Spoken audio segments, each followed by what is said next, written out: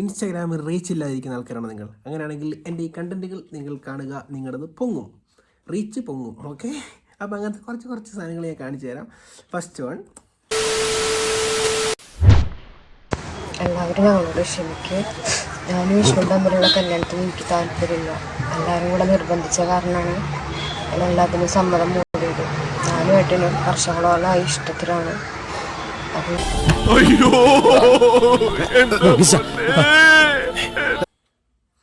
ഇതൊരു വെറൈറ്റി ഒളിച്ചോട്ടെ, വേറെ ഒന്നുകൊണ്ടല്ല, ചേച്ചിയുടെ ഭർത്താവിൻ്റെ കൂടെ അനിയത്തി ഒളിച്ചോടി. ഇതാണ് ഇപ്പോഴത്തെ നമ്മുടെ ട്രെൻഡിങ്. ഇനി ഇത് ട്രെൻഡിങ് ആയി മാറുമോ എന്ന് നമുക്ക് നോക്കാം. ഒരാൾക്ക് മാത്രമേ അറിയുള്ളൂ, ചേച്ചിക്ക് മാത്രമേ അറിയുള്ളൂ. ചേച്ചി ഒന്നും മിണ്ടാണ്ട് വെക്കായിരുന്നു.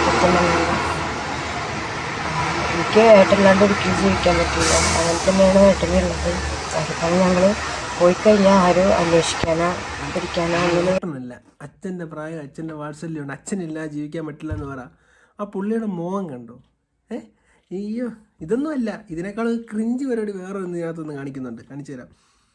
കാരണമാണ് ഞാനിപ്പോൾ ഇങ്ങനെ ഒരു വീഡിയോ എടുക്കുന്നത്. എനിക്ക് ഏട്ടല്ലാണ്ട് ഒരിക്കലും പറ്റില്ല. ഞങ്ങൾ അത്ര ഇഷ്ടത്തിലാണ്, വർഷങ്ങളോളായിട്ട് ഞങ്ങൾ ഇഷ്ടത്തിലാണ്.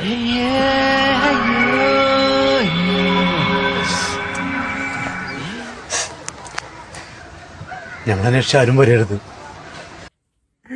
ഇതിനകത്ത് പറയുന്നുണ്ട്, ഞാൻ ഇനി തിരിച്ചു വരും, കുറച്ച് പേരോടെ കൊണ്ടുപോകാനുണ്ടെന്ന്. അവൾക്ക് വല്ല ചേച്ചി അനിയത്തിമാർ ഇനിയും കാണുമായിരിക്കും. അതായിരിക്കും ഇവരെയൊക്കെ ഉണ്ടല്ലോ വണ്ടി കയറ്റി കൊല്ലണം.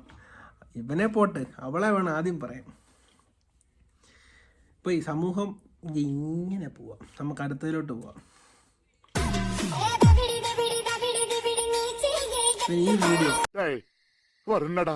അതുകൊണ്ടാണ് ഞാൻ പ്രത്യേകം പറയുന്നത്, അശ്ലീല കുർശ്ലീലതകൾ ഇഷ്ടമില്ലാത്തവരാണെങ്കിൽ ഇതാക്കി വിട്ടോ. കാരണം അവർക്ക് ഇടുന്നവർക്കോ മില്യൺ കണക്കിന് വ്യൂസ് കാണുന്നവർക്കോ കുഴപ്പമില്ല.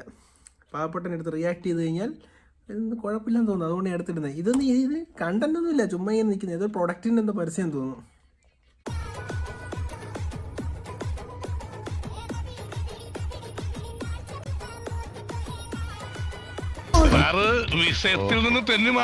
എടാ പോയി മതിയടാ, പോയി സാധനം കാണിക്കും. എന്താ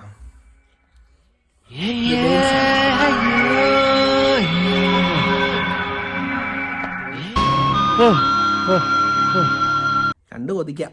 നാളെ കഴിഞ്ഞ് നാളെ കഴിഞ്ഞല്ലോ 14-ാം തീയതി വാലന്റൈൻസ് ഡേ. വേറെ നമുക്ക് കുറേ സാധനങ്ങൾ കിട്ടുമെന്ന് പ്രതീക്ഷിക്കുന്നു. അടുത്ത് വിടാം.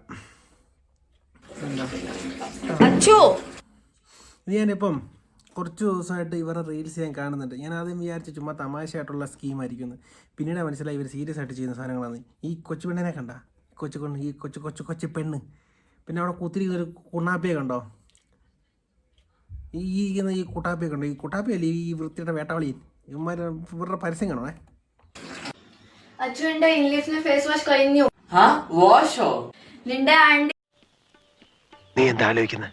വാഷ് ചെയ്യാനല്ല, പൊലടി മോനെ ചെവിക്കില്ലേ face wash. Face wash. This is Instagram. നമുക്ക് അടുത്ത വീഡിയോസ് നോക്കാം. ഇതെന്താ?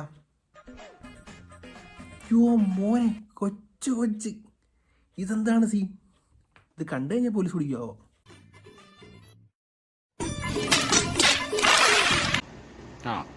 എങ്ങനെ ഇരിക്കുന്നു? ഓമ്പിച്ച്, കട്ടക്ക് ഓമ്പിച്ച്. അടുത്ത് നോക്കാം.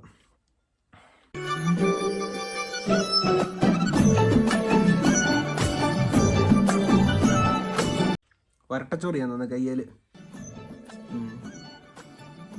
തേഞ്ഞ് റൊമാൻസ് കയറി വന്ന അവൻ ഇട്ടിട്ട് പോയി. ഇവരാണ് ഇപ്പോഴത്തെ ട്രെൻഡിങ് കപ്പിൾസ്. എണ്ണയോ സ്പ്രേയോ എന്താണ്? പരസ്യമാണ് കേട്ടോ. കെമിക്കലെല്ലാം അടിച്ചിട്ട് രോമം കാരണം അവന് ഇത് വന്നില്ല. വന്ന്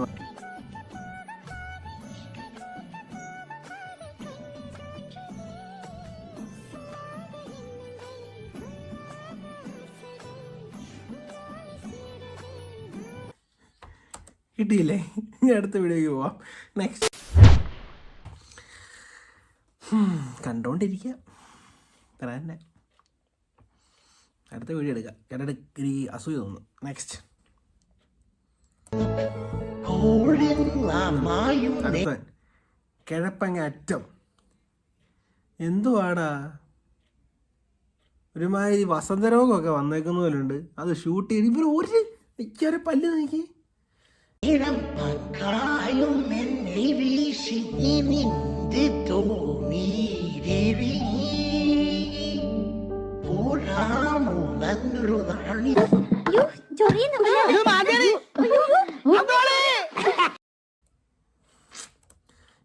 എനിക്ക് അറിഞ്ഞൂടെ ഗൈസ്, എനിക്ക് മാത്രമുള്ള ഇൻസ്റ്റാഗ്രാമിൽ ഇങ്ങനത്തെയൊക്കെ വരുന്നത്. അയ്യോ, അപ്പോൾ നിങ്ങൾ വിചാരിക്കും ഞാൻ അങ്ങനത്തെ ഒരാളായതുകൊണ്ടായിരിക്കും എനിക്ക് ഇങ്ങനത്തെ റീൽസ് ഇടുന്നത്. അല്ല കേട്ടോ, ഞാൻ തപ്പിപ്പോകുന്നതാണ്.